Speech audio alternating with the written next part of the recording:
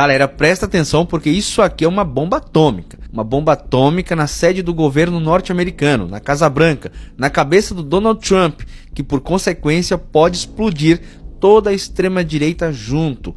O Elon Musk, que saiu semana passada do governo do Donald Trump, está acusando o Trump de ser um taradão pedó. Não vou completar a palavra, senão vai cair. Eu vou contar essa história macabra para vocês. Antes eu quero pedir que deixe um comentário para engajar, deixe a curtida e compartilhe o vídeo. Se gosta do conteúdo que eu produzo, desse enfrentamento contra essa extrema direita, quem puder e quiser contribuir com o meu trabalho, qualquer apoio que será muito bem-vindo. A história é a seguinte: o bilionário Elon Musk acabou de fazer uma publicação no seu perfil oficial do X, acusando o presidente norte-americano Donald Trump de estar incluído nos arquivos Epstein. O que seriam esses arquivos Epstein? Os arquivos Epstein seria uma lista de multibilionários que organizam surubas com menores de idade, ou seja, festas iguais àquelas do P. Diddy. O Elon Musk fez um tweet agora há pouco dizendo que o Donald Trump está nesses arquivos também, ou seja, que ele seria um taradão pervertido. Eu vou trazer aqui o tweet para vocês. Hora de soltar uma bomba realmente grande. Donald Trump está nos arquivos Epstein. Essa é a verdadeira razão pela qual eles não foram tornados públicos. Tenha um bom dia, Donald Trump Jr. Termina a publicação. O Donald Trump respondeu. Também por meio de uma publicação, ele afirmou que o Elon Musk ficou louco e o motivo teria sido porque ele cortou subsídios para os carros elétricos. Mas seria essa realmente a verdadeira razão pela treta entre os dois? Deixe nos comentários a sua opinião. Se gostou desse vídeo, curta, comente, compartilhe e aproveite para me seguir. Essa aí é a extrema-direita conservadora. Em nome de Jesus, Deus no comando. Parem tudo. Estamos diante do fim. O homem mais poderoso do mundo acaba de declarar guerra ao homem mais rico do mundo. Donald Trump versus Elon Musk. Dois gigantes, duas máquinas de influência global, agora virados um contra o outro. E tudo começou quando Trump disse isso. A melhor forma de economizar bilhões no orçamento? Cortar os contratos do Elon Musk. Não caiu bem. As ações da Tesla despencaram menos 14%. O impacto foi imediato. O mercado tremeu. Trump mirou no coração do império de Musk. Os contratos com a NASA, com o Pentágono, com o governo americano. Sim. Se inscreva no meu canal. Me segue. Eu te trago informação. Musk revidou, pediu impeachment de Trump. Ameaçou desligar a espaçonave Dragon, que transporta astronautas dos Estados Unidos. E como se não bastasse, insinuou que tem informações bombásticas de Trump ligadas a Jeffrey Epstein, sem provas. Mas o estrago estava feito. A aliança improvável entre o bilionário tech e o populista de ultradireita ruiu e agora virou campo de batalha. Trump ameaça, Musk responde. Trump esbraveja, Musk tripudia. E a guerra dos egos é a guerra dos interesses. Sim, gente. Estamos diante de tudo isso. Trump recua, finge que não é com ele, mas a tensão está no ar. E o rastro de pólvora já está aceso. Os republicanos estão divididos. Não sabe para qual lado vai. Musk já fala em financiar adversários internos. E a guerra pode custar caro para Trump. Politicamente e pessoalmente. Sim. E agora? Dois dos maiores símbolos da extrema-direita global estão se destruindo em praça pública. Trump e Musk estão em guerra. Sim, guerra. E agora? De qual lado você, bolsonarista, vai ficar? Patriota, esse homem aqui, ó, é extraordinário. Em Paris, o presidente Lula, o presidente do Brasil, o presidente Luiz Inácio Lula da Silva, é oficialmente condecorado pela Academia Francesa. Bolsominion, ele se tornou o segundo brasileiro da história a receber essa honraria. Sabe quem foi o primeiro? Dom Pedro II, em 1872. Faz tempo, né, Bolsonaro? Lula é reconhecido mundialmente por sua luta contra a desigualdade e contra a fome. E agora ele entra para a história da diplomacia e da cultura mundial. Apenas dois, Dom Pedro II e Lula. Já Bolsonaro continua tentando entender onde fica a França. Ah, e tem mais, Bolsonaro. Lula irá receber mais um título de doutor honoris causa, na Universidade de Paris 8. Eu nem sei mais quantos títulos esse homem tem. E tu tem a pachorra de chamar ele de analfabeto. Porque enquanto isso, Bolsonaro tá assim, ó. Um é homenageado pelo seu papel na história da democracia. E o outro será eternamente lembrado por isso. Se você gostou do vídeo, já sabe o que tem que fazer, né?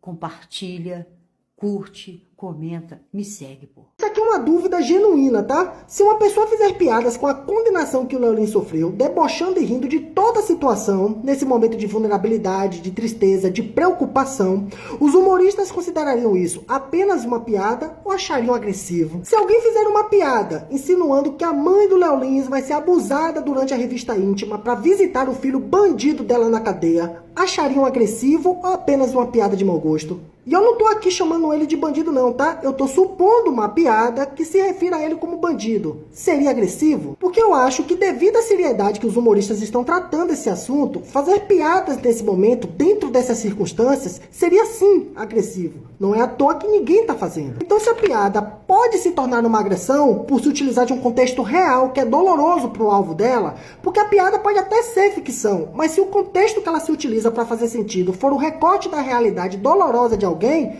por que piadas contra minorias não seriam agressão? E se elas são, agredir minorias é crime. Não importa se ela está acontecendo na música, na novela ou no stand-up. É crime. E aí eu sei que alguns virão aqui dizer, ah, mas na novela tem um personagem que comete racismo, tem outro que cometeu estupro. Bom, sobre isso, pelo menos pra mim, os personagens das novelas e dos filmes não têm o intuito de se utilizar dessa realidade para reforçar a discriminação.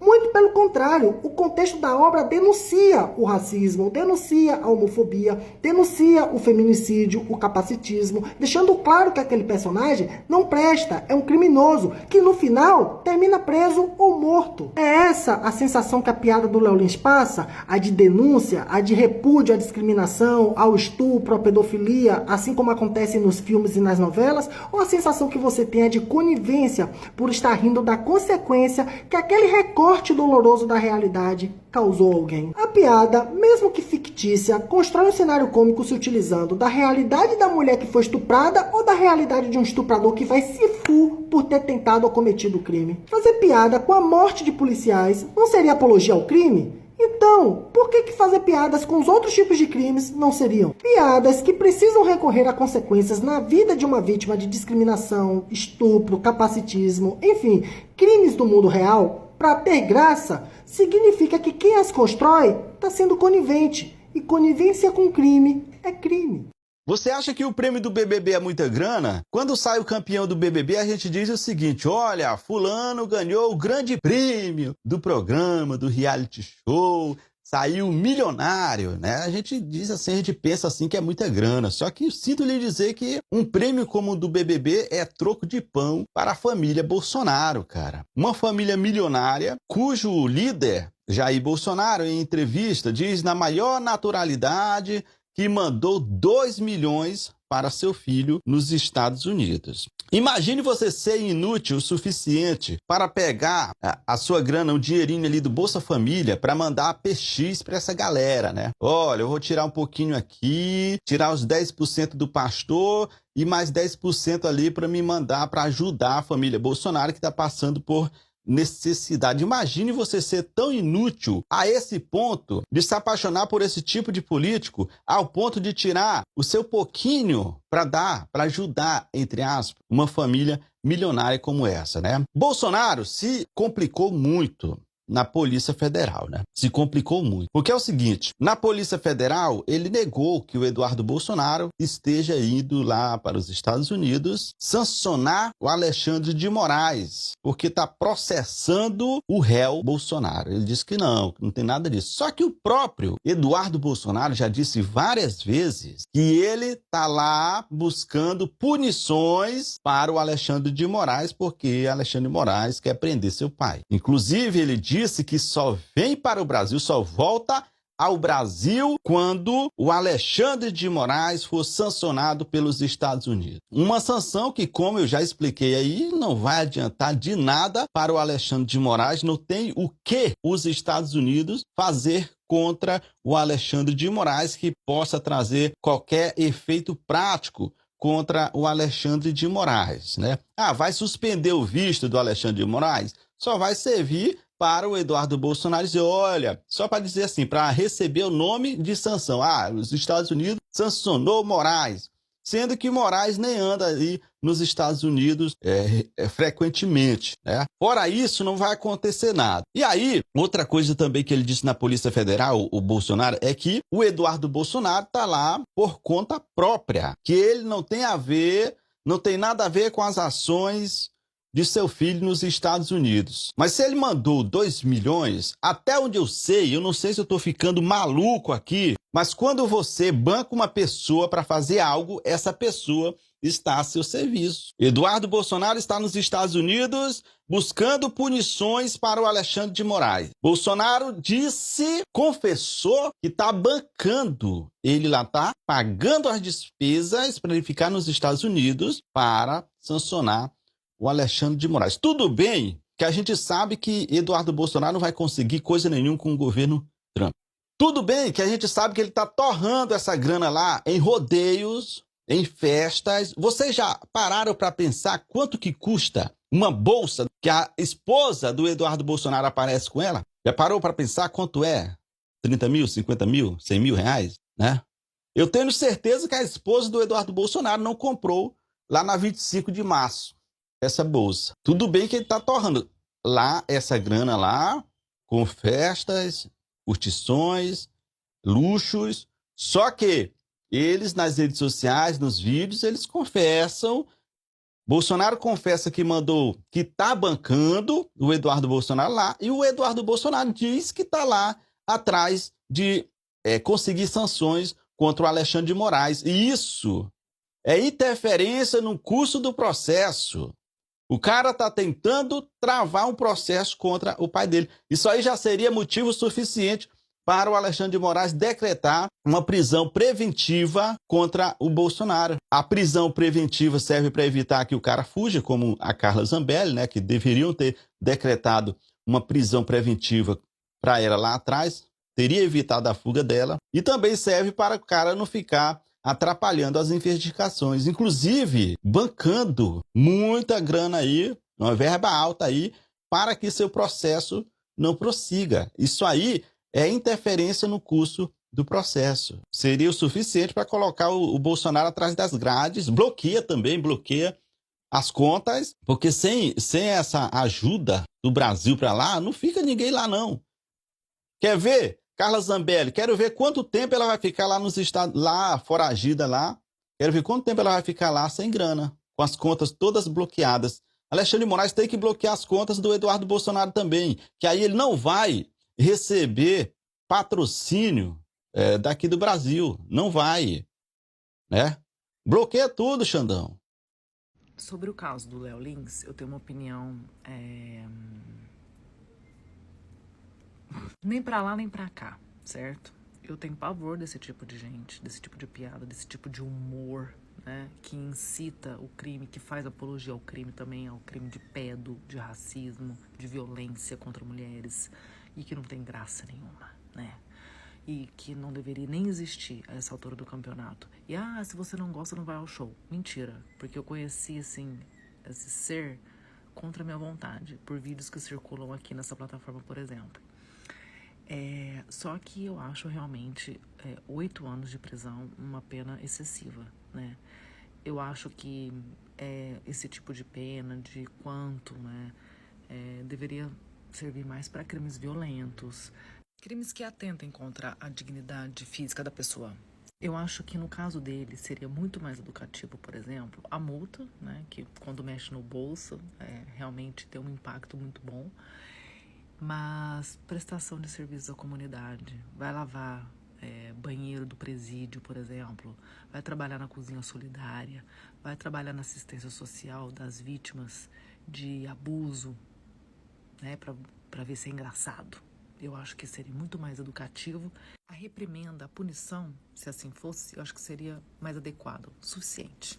É isso. Notícia urgente, a casa caiu. Moraes pode mandar prender o Bolsonaro a qualquer momento, porque ontem ele confessou à Polícia Federal que fez um Pix de 2 milhões de reais para o Eduardo Bolsonaro se manter nos Estados Unidos, aonde ele está lá conspirando contra o nosso país, buscando sanções contra o Moraes e contra o Brasil para prejudicar o nosso povo. Enfim, pessoal, segundo vários especialistas, isso seria motivo para a decretação da prisão preventiva do Bolsonaro ou então o bloqueio dos seus bens, já que se estaria utilizando eles para manter o Eduardo Bolsonaro nos Estados Unidos, onde estaria lá cometendo crimes contra a soberania nacional.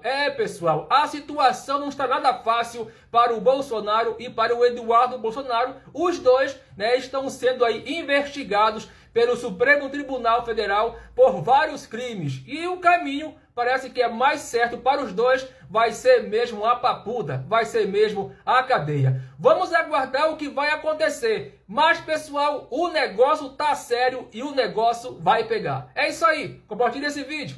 Simples assim.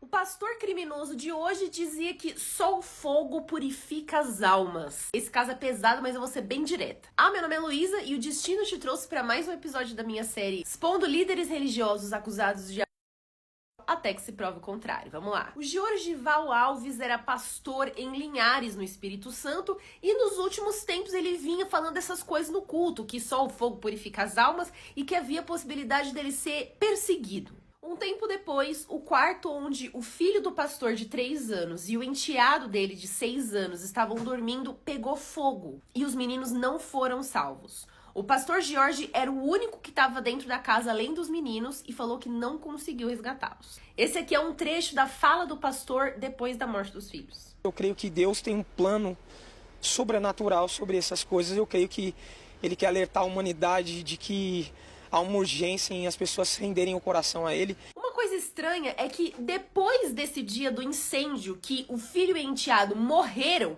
que abalaria qualquer pai, o pastor Jorge estava indo pregar na igreja e indo numa lanchonete comer um hamburgão lá com a rapaziada.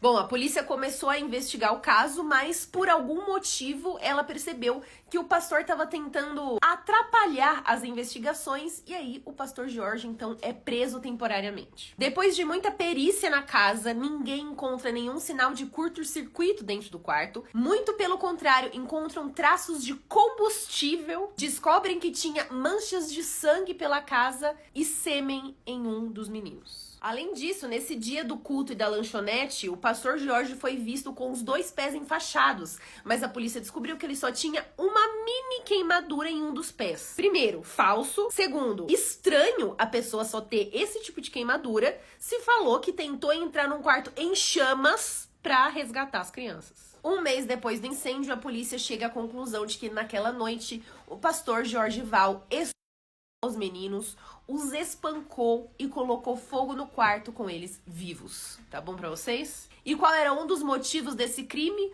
Usar o acidente como testemunho na igreja e conseguir mais fiéis e, consequentemente, mais dinheiro. 5 anos depois do crime, o pastor Georgival finalmente foi condenado a 146 anos de prisão por duplo qualificado, duplo vulnerável e tortura. Quem será o próximo?